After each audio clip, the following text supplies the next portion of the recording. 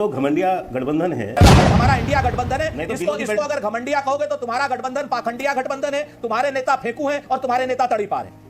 इनका नाम ये एनडीए है। एनडीए का मतलब होता है नेशनल दंगा अलायंस। इनका काम है पूरे देश के अंदर आपसी सौहार्द, आपसी भाईचारे को, देश की अमन चैन शांति को भंग करना। नेशनल दंगा अलायंस का काम होता है। दोस्तों नमस्कार, कैसे हैं आप सब? उम्मीद है कि सब ठीक होंगे। दोस्तों आज के इस वीडियो में हम देखेंगे कि कैसे गोदी मीडिया एंकर दीपक चौरसिया बीजेपी के प्रवक्ता के शर्मा के साथ मिलकर जब बीजेपी का दलाली कर रहा था तो फिर कांग्रेस के प्रवक्ता सुरेंद्र सिंह राजपूत और आपके प्रवक्ता कुलदीप कुमार दोनों ने मिलकर के शर्मा और गोदी मीडिया को अच्छी तरीके से बैंड बजाई। दोस्तों इस मज़ेदार वीडियो में अंत तक बने रहिए और अगर चैनल को सब्सक्राइब नहीं किए हैं तो चैनल को सब्सक्राइब कर लीजिए। तो चलिए शुरू करते हैं। आम आदमी पार्टी के प्रवक्ता शुरुआत आज कुलदीप जी से हुई। कुलदीप जी, आज खड़गे साहब ने कहा है कि अन्याय करने वाले ज्यादा दिन तक टिकते नहीं हैं। ये आपके लिए कहा गया है। क्या क्या क्या प्रतिक्रिया है आपकी इस पर कुलदीप जी? देखिए, मुझे नहीं पता कि आपने उनके शब्दों का क्या मतलब निकाला होगा, वो तो सुरेंद्र जी बता पाएंगे। लेकिन मुझे ये बात तो सत्य है कि अन्याय करने वाले ज़्यादा दिन तक नहीं टिक पाएंगे। और अन्याय तो आज वो लोग कर रहे हैं देश में जिन्हें इस देश ने सत्ता दी आज से 9 साल पहले, और 9 साल के अंदर उन्होंने इस देश की बेटियों के साथ अन्याय किया, मणिपुर के साथ अन्याय करने का काम किया, इस देश की महिला पहलवानों के साथ अन्याय करने का काम किया, किसानों के साथ अन्याय करने का काम किया, देश के युवाओं के साथ अन्याय करने का काम किया और देश को धोखा देने का काम किया। और आज जब प्रधानमंत्री जी को दिख गया कि इनकी कुर्सी खिसकने वाली है तो रोज नए नए प्रोपेगेंडे लेकर देश के प्रधानमंत्री देश के सामने आते हैं। लेकिन सब चंगासी लोग सब इंडिया गठबंधन में है। इंडिया गठबंधन एकजुट है, एक साथ है, और यही इंडिया गठबंधन जो आज है वो प्रधानमंत्री जी की घबराहट बना हुआ है कि उनको पता है कि अगर इंडिया गठबंधन 2024 तक जो आज जाने वाला है, जो 2024 तक एक साथ एकजुट होकर लड़ने वाला है, तो प्रधानमंत्री जी को अपनी 150 सीटें लेने के भी लाले देश में पड़ने वाले हैं और वापस भाजपा के वही दिन आने वाली है जहां से भाजपा ने शुरुआत की थी। क्योंकि उन्होंने लोगों के साथ धोखा किया है, लोगों को गुमराह करने का काम किया, चाहे वो रोजगार के मुद्दे पर हो, चाहे वो महंगाई के मुद्दे पर हो। आज देश की महिलाएं, आज देश के लोग महंगाई से त्रस्त हैं और प्रधानमंत्री जी अपने दोस्त को सारा देश लुटाने में व्यस्त है। वो केवल एक व्यक्ति के लिए काम कर रहे हैं और इंडिया। वाह मोदी जी वाह। राजपूत जी, पर आप लड़ेंगे भिड़ेंगे तो कैसे जीतेगा इंडिया? ऐसे ही जीतेगा इंडिया दीपक भाई। लड़ेंगे भी, भिड़ेंगे भी और जीतेंगे भी। आतताइयों के खिलाफ लड़ेंगे, अत्याचारियों के खिलाफ लड़ेंगे, मायावी लोगों के खिलाफ लड़ेंगे और भिड़ेंगे और जीतेंगे। रही हाँ, जिस तरीके की भाषा आपने, आपके मीडिया के साथियों ने और भारतीय जनता पार्टी ने ले रखी है दीपक भाई, तो एक बार जरा सा ये भी तो कर लीजिए कि AIDMK भाग गया इनके यहां से। क्या नाम, साउथ इंडिया का सबसे मजबूत दल जो इनके साथ था वो हट गया। इनके पास से शिवसेना हटी, शिवसेना इन्होंने तोड़ ली।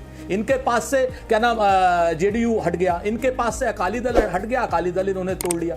JDU तोड़ नहीं पाए ये लोग। तो आप ये तो कोई बात नहीं कर रहा है कि NDA के दल लगातार कम होते जा रहे हैं। सही पकड़े हैं आप तो दीपक भाई इतने पुराने जर्नलिस्ट हैं, आप बताओ किसी पदेन मुख्यमंत्री का नाम 2 लिस्टों में नहीं, पदेन मुख्यमंत्री का नाम तो पहली लिस्ट में पहले नंबर पर होता है। शिवराज जी को बेइज्जत करके चुनाव लड़ना चाहते हैं, राजस्थान में वसुंधरा जी को बेइज्जत करके चुनाव लड़ना चाहते हैं और फिर कहेंगे हमारे यहां तो कमिटेड कार्यकर्ता हैं। तो सच बात यह है कि हमारे अपने अंतर्विरोध, चूंकि अलग अलग दल में हैं हम, तो थोड़े बहुत हैं, हम उनको शॉर्ट आउट कर रहे हैं, ठीक है। लेकिन भारतीय जनता पार्टी के तो अपने ही दल में जितने अंतर्विरोध हैं, वसुंधरा राजे जी को, शिवराज चौहान जी को, ज्योतिरादित्य सिंधिया को जिस तरीके से बेइज्जत करके लोग चुनाव लड़ना चाहते हैं, तो ना तो ये तो लड़ भी नहीं पाएंगे। भिड़ने की तो बात छोड़ दीजिए, जीतने की तो बात छोड़ दीजिए, ठीक है। ठीक कहा है।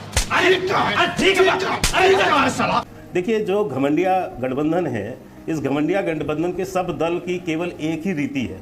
मैं पहले से कहता आ रहा हूं, हर दल एक दूसरे को अपनी हैसियत बताने में लगा हुआ है कि ये मान लो कि तुमसे बड़ा मैं हूं, तुमसे बड़ा मैं हूं, और इसी हैसियत दिखाने के चक्कर में ही एक दूसरे का बाल नोच रहे हैं, एक दूसरे पर लठ चला रहे हैं। अब शब्दों की लठ चला रहे हैं और वो पूरा देश देख रहा है। अगर आप बिलो द बेल्ट वार करोगे के शर्मा, तो निश्चित तौर पर जवाब मिलेगा। नहीं, बिलो द बेल्ट मैंने क्या बोला? हमारा इंडिया गठबंधन है। इसको अगर घमंडिया कहोगे तो तुम्हारा गठबंधन पाखंडिया गठबंधन है, तुम्हारे नेता फेंकू हैं और तुम्हारे नेता तड़ीपार हैं।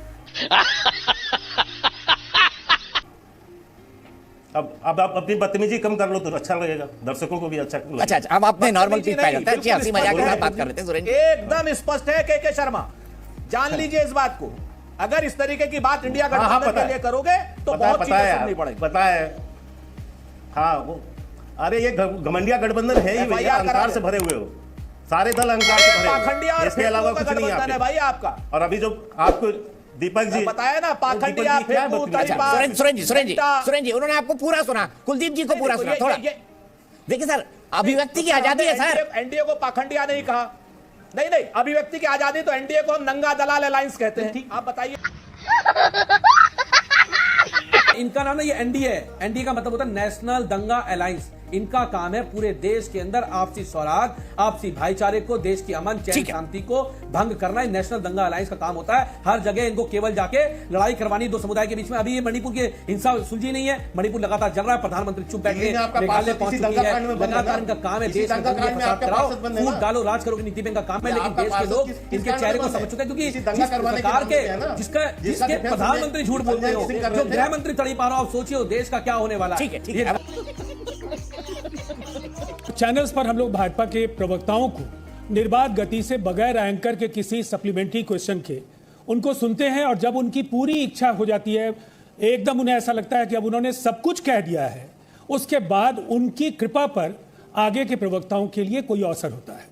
ये बेहद त्रासद और दुखद पक्ष है।